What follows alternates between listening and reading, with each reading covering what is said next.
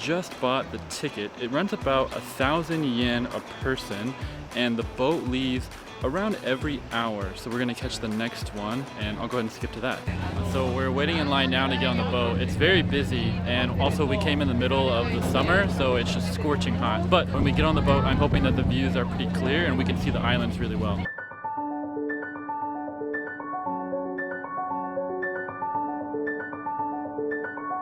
So I made it on the boat, but it's packed. There's people everywhere, so it's kind of hard to find a seat.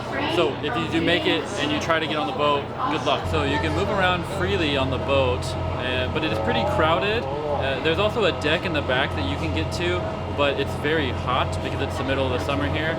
And also it's very loud. You can't really hear anything except the boat running and the sounds of the ocean. If you're inside, there's an announcer you can probably hear.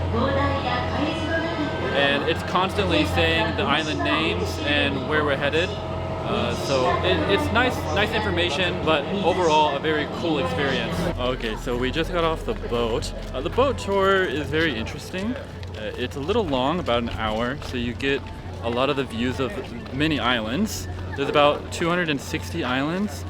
And if you take the boat tour, you don't get to see every single one of the islands, but they do name off a lot of the notable ones, and they go over various topics about the islands, like people who live in the islands. There are some students that even have to travel by boat to go to an island to go to school. So island life is a little different than if you just live on the mainland of Japan, and life out here is just slightly different for them, which is interesting, right? But overall, it was very fun, and I do recommend it, especially for 1,000 yen, which isn't a lot for a boat tour. Anyways, we're a little tired now, so we're gonna grab some food and see what we want to do from there.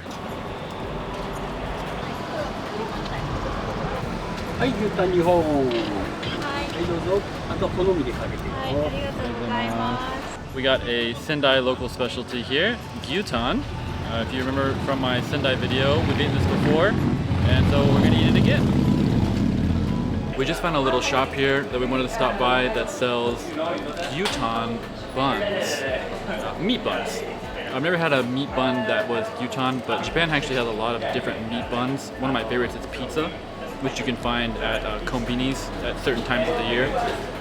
And this meat bun is gyutan, and it's very good. I like it so far. It's just a little hot, So it's a very hot summer day here, almost 90 degrees with almost 70% humidity. So what better way to cool down than ice cream? Okay, so it turns out I'm actually just eating my way through all of Matsushima. So next up is Sendai. The only other time I've heard of Sendai or even bought Sendai was in Nara when I fed the deer, and they were very small. This is very large homemade Sendai, so I'm excited to give it a try. So let's see.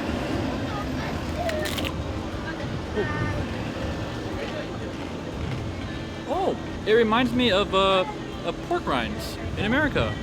It's like pork rinds. It's very good. This has got to be the closest thing to at Wendy's when you dip your fries inside of the ice cream. This is Japan's version, dipping your oysters inside your ice cream. Well, I finished eating my way through Matsushima for now, so it's time to get back in the action. So next we're gonna go to a really big red bridge. I probably can't pronounce the name right. I think it was Fukuura Kyo. It's a big red bridge that connects to a bigger island. And so we're gonna go check it out and see what's over there. Some of these smaller bridges you walk over are a little dangerous. There's just nothing but little slats on the floor and then ocean underneath you. So we made it to a little small outcrop here on Matsushima Bay, just right off the street. And as you can see, there's a nice little temple behind me, and you get a really nice, almost 180 view of the bay, which is great. You can see everything you want to see, including all the boats. It's very nice. We came, I guess, at a little later time because the store that was selling the tickets to go over the bridge is closed, but the gate is just open and you can go through. So we just went through, but we did check with some of the locals that told us that it was okay to just walk through. So we're starting to cross the bridge now. The bridge is very, very long, and when I mean long, I mean it's about 252 meters long, and then it connects to the other side of the island that has a couple of attractions that we're going to look at, like a temple and whatnot. It looks like there's a couple of points of interest here. There's a shrine at the end of the island, and a pavilion and a viewing platform. So we'll try to see what we can make it to.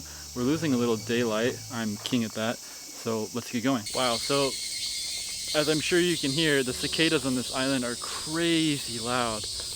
Also, I don't know if it's just because we're so close to the ocean or just Japanese summer in general, but I am sweating like crazy. The humidity here is insane, but I'm not letting it damper the good sights that you can see. Looks like we're coming up on one of the nice observation decks here, so show a little footage of that. The area is very beautiful.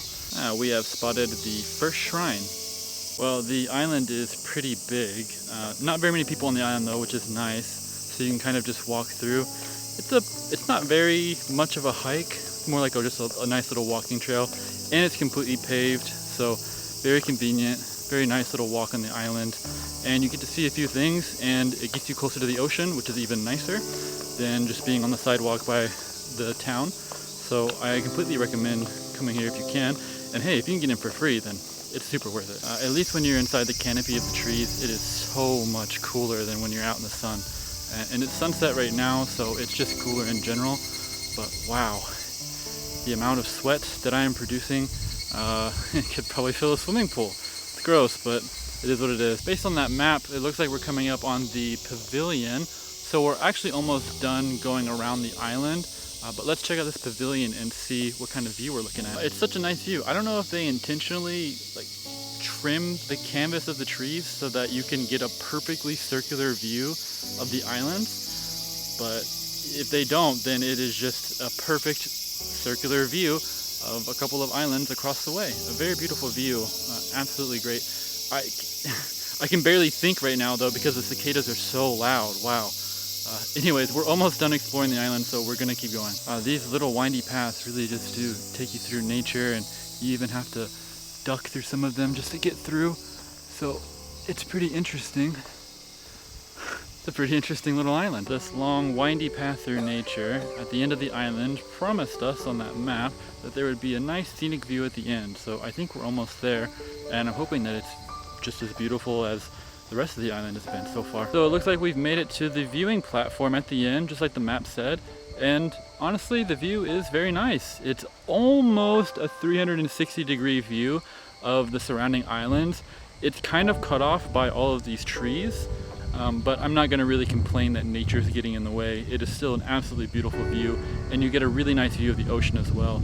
And again, there are these maps that kind of outline the surrounding islands in the area and show you their names. As far as the rest of the text, it's still in Japanese. I'm pretty sure it's going over the history of the island or maybe some interesting points of interest or facts.